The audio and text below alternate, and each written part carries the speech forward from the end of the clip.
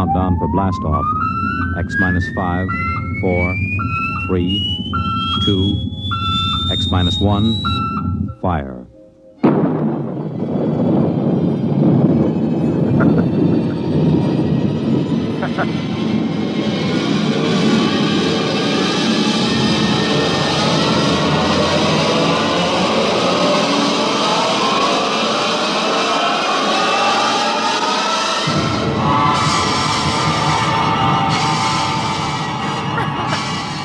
From the far horizons of the unknown come transcribed tales of new dimensions in time and space. These are stories of the future, adventures in which you'll live in a million, could be years, on 1,000 maybe worlds. The National Broadcasting Company, in cooperation with Galaxy Science Fiction Magazine, presents X minus 1.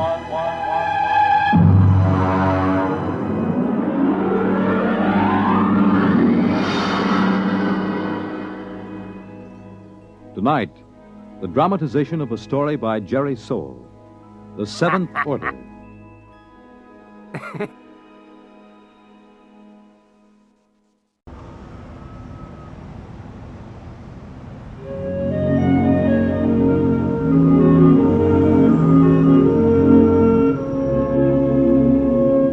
Brentwood, Illinois, would have been just about like any other average community of 10,000 had it not been for Presser College, one of the country's finest small institutions of learning. Its residents were used to the pranks, the hazings, and the practical jokes of the students. But even Professor Ansel Tomlin was surprised when the blue humanoid came down the street and up to the porch where the professor was sitting in an old wicker rocking chair. Pardon me. Of course. You are Professor Ansel Tomlin. Yes, and you, I take it, are somebody from one of my psychology classes dressed up as a sort of a robot. No. I am George of Xanthar. Who? I am here to learn all I possibly can learn of the planet Earth and its inhabitants. Less than 10 minutes ago, I landed not far from here in a spaceship, which I subsequently blew up and destroyed. Now, let me explain. I am Tomlin of Brentwood. Less than 10 minutes ago, I was sitting on my porch peacefully marking exam papers. I intend to resume right now. Helen, would you get the phone? It is your wife's sister calling with reference to the explosion of my spaceship. Sure it is. She merely wants to ascertain that your family was not affected. Listen, George, be a good fellow and... Oh, Mike. Well, don't be alarmed, dear. It's a fraternity initiation or something. Oh, well, it does look like the real thing. Oh, did you know there was an explosion outside of town? An explosion? Yes, blast of undetermined origin is what they said on the radio. Oh? My sister just called. She heard about it in the local station and wanted to make sure we were all right. I see. Well, I have something in the oven. My goodness, that's a wonderful costume. Her sister lives 20 miles away. How did you know she'd call? My mind circuits are telepathic. They pick up all conscious thought to a distance of some 200 miles. It couldn't be you arranged the whole thing, that it wasn't really her sister. How did you get here? Who or what are you? I am a machine. The finest, most complicated machine ever made. I have a rather unique history, too. Who made you? Ages ago, on Xanthar, there was a race of humans. They made the first robots. Rather crude affairs. We class them as first-order robots. They are still used for menial tasks to some extent. And what order are you? The highest, naturally. A seventh-order robot. Or rather, a humanoid. We are the first in which there is not an automatic.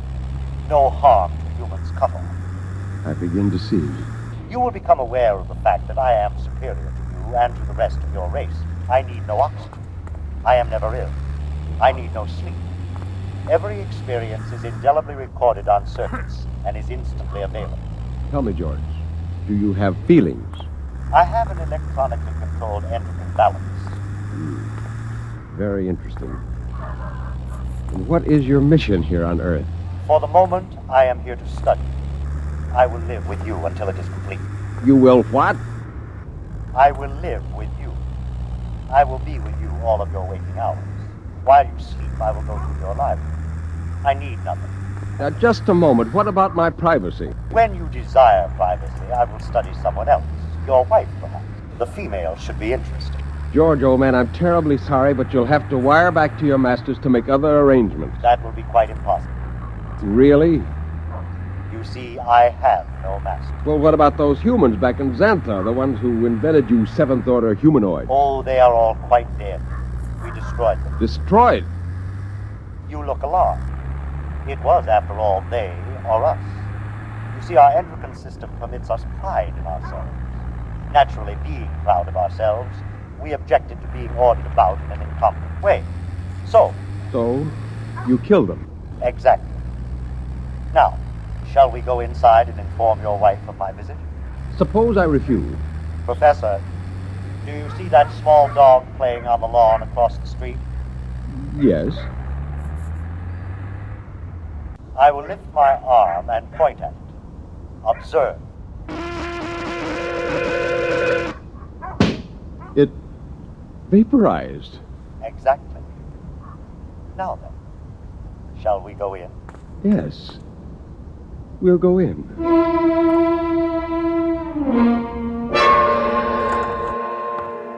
Oh, there you are. I see you brought your friend. Helen, this is George. George of Xanthar. George is a machine. Well, anybody can see that. It's the most convincing costume I ever saw. Helen, it isn't a costume. No? No, he's really a machine. Oh. He's staying with us, What? whether we like it or not. Well, really, We have Ansel. no choice. I am a seventh-order humanoid. I detect that your mind does not comprehend. I am here as an advanced scout for my race. After we establish a station here on Earth... I don't like this. Now, would you be kind enough to leave my house, young man? You are very slow to comprehend. I comprehend that I have a lot to do, and I'd appreciate it if you leave. Otherwise, I'm going to call the police. You may call anyone you choose, Mrs. Thomas. I'll have you arrested. I assure you I can detect your intention long before you have time to do me any harm. Well, we'll just see about this. Hello? Get me the police. Helen, it's useless. I can follow the call through the phone wire. Captain Townsend will answer. Captain Townsend. Captain, I want to report a robot. A what? A thing. It won't leave my house. Who is this? I'm Mrs. Tomlin, Professor Ansel Tomlin's wife, 44 Crescent Road. I'll send the car over. Now we'll see.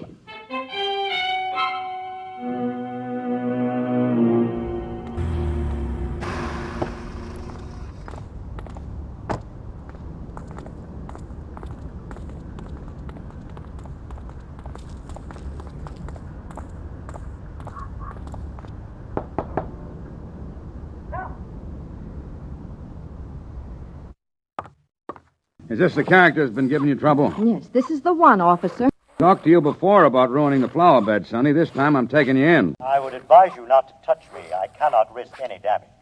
I'll see about that. Come on outside. I prefer to remain here until I complete my mission. You do, huh? You know what this is? It is a weapon you call a service revolver. That's right. And you'll either march out of here or I'll use it on you. That would be most unfortunate. All right, come on. Officer, let me warn you, he's March. dangerous. March now. I'll count to 3. Officer, please. 1, 2. Oh, no! I regret it, but he was actually going to pull the trigger. Only to frighten me. But I cannot risk damage. He might have miscalculated and struck me with a bullet. Ansel, I'm frightened. There is no need for fear. You have only to accept the fact that the Seventh Order is coming to operate the planet for your benefit. Ansel. Helen, there's no use trying to do anything just yet. Now go next door to Mrs. Coleman. Tell her what's happened. I'll talk to George. Oh, but Please, Helen? all right.